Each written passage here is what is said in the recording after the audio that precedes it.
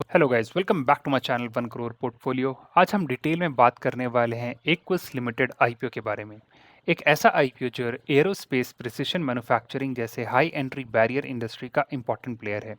अगर आप Airbus, Boeing जैसी कंपनियों की सप्लाई चेन में कौन कौन इंडियन प्लेयर इन्वॉल्व हैं ये जानना चाहते हैं, या फिर अगर आप सीरियस इन्वेस्टर हो जो आईपीओ का डीप इवैल्यूएशन करना चाहते हैं अप्लाई करने से पहले, तो ये वीडियो आपके लिए है।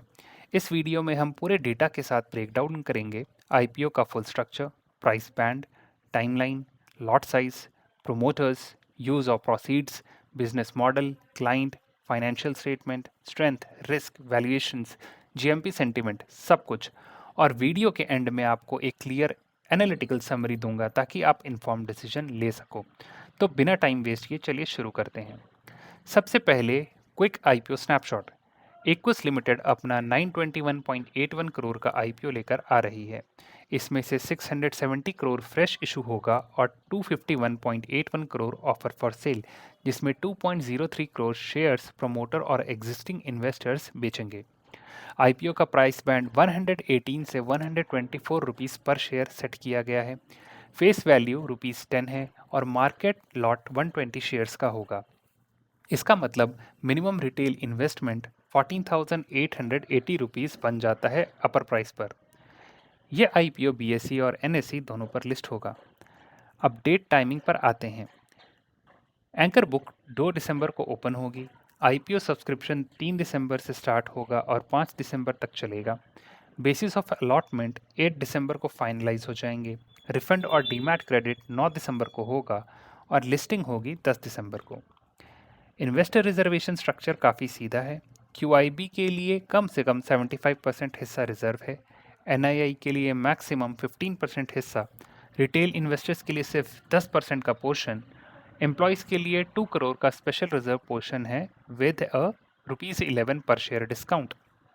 लॉट साइज भी याद रखना इम्पॉर्टेंट है।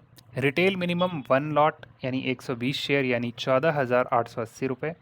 रिटेल मैक्सिमम 13 लॉट्स 1,560 शेयर्स जो कि बैठता है 1,93,440 रुपये। S H N I category में 14 लॉट से स्टार्ट होती है। B H N I category 68 lot से स्टार्ट होती है। इसका मतलब रिटेल अलॉटमेंट चांसेस थोड़े लो हो सकते हैं क्योंकि रिटेल कोटा सिर्फ 10% है। चलिए अब देखते हैं एक्विस का बिजनेस मॉडल, क्योंकि इस आईपीओ का सबसे इंटरेस्टिंग पार्ट बिजनेस ही है। एक्विस प्राइमरीली एक प्रिसिशन मैन्युफैक्चरिंग कंपनी है जिसका कोर सेगमेंट एरोस्पेस है। कंपनी इंडिया के एक सिंगल स्पेशल इकोनॉमिक जोन में fully vertically integrated aerospace manufacturing capability रखती है।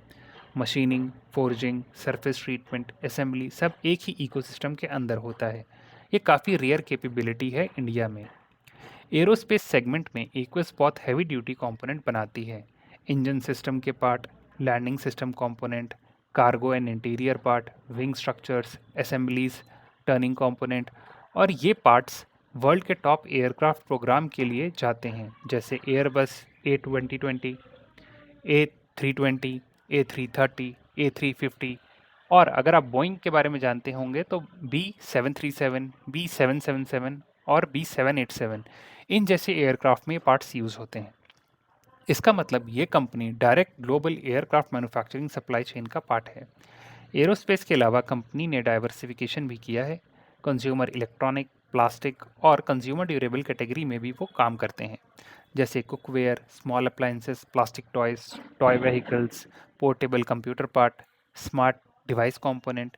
एक्वस बेसिकली एक मल्टी सेगमेंट प्रिसिशन मैन्युफैक्चरिंग बन चुकी है जिसका बेस एरोस्पेस है। कंपनी का ग्लोबल फुटप्रिंट भी स्ट्रांग है। इंडिया के अलावा फ्रांस और यूएसए में भी इनकी फैसिलिटीज़ हैं। इंडिया में इनके 3 मेजर क्लस्टर्स हैं, बेलागावी, हुबाली और कोप्पल, जो कि कर्नाटका में हैं। इन क्लस्टर्स को कंपनी प्रिसिशन मैन्युफैक्चरिंग इकोसिस्टम बोलती है, मतलब supplier cluster plus joint venture plus assembly plus testing सब एक ही इकोसिस्टम में। अब बात करते हैं उनके क्लाइंट्स की। ये पार्ट इम्प्रेसिव है। एयरोस्पेस सेगमेंट में इनके क्लाइंट्स हैं Airbus, Boeing, Bombardier, Safran, Collins Aerospace, Spirit Aerosystem, GKN Aerospace, Honeywell, Eaton, सैपका। इनमें से काफ़ी क्लाइंट के साथ 10 से 15 साल ओल्ड रिलेशनशिप चल रहा है। हाई एंट्री बैरियर इंडस्ट्री में ये रिटेंशन बहुत इंपॉर्टेंट होता है। कंज्यूमर सेगमेंट में क्लाइंट्स हैं Hasbro, Spin Master, Wonderchef, Tramontina ये भी अपने सेगमेंट के एस्टैब्लिश लीडर हैं। अब बात करते हैं इस आईपीओ की प्रोसीड्स की। फ्रेश इशू का पैसा कंपनी कहाँ यूज़ करेगी? टोटल फ्रेश इशू 670 करोड़ का है।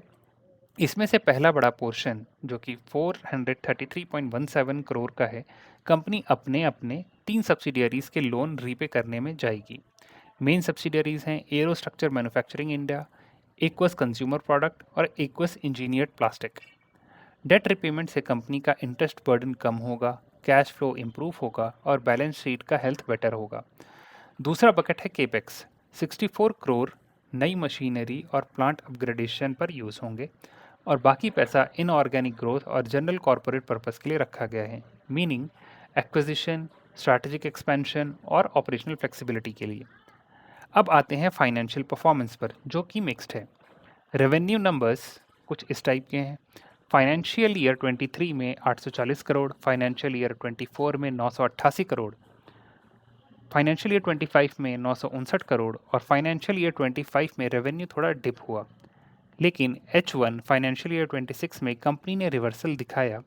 H1 फाइनेंशियल ईयर 25 में 459 करोड़ और H1 फाइनेंशियल ईयर 26 में 537 करोड़, यानी कि 17% ईयर ऑन ईयर ग्रोथ। अब लॉस देखते हैं। फाइनेंशियल ईयर 23 में -109 करोड़, फाइनेंशियल ईयर 24 में -14 करोड़ और फाइनेंशियल ईयर 25 में -102 करोड़। और अगर H1 फाइनेंशियल ईयर 26 तक की बात करें तो -17 करोड़। पिछले साल के -70 करोड़ से काफ़ी इम्प्रूवमेंट है यहाँ पे। ये कंपनी एक तरीके से टर्न अराउंड मोड में है।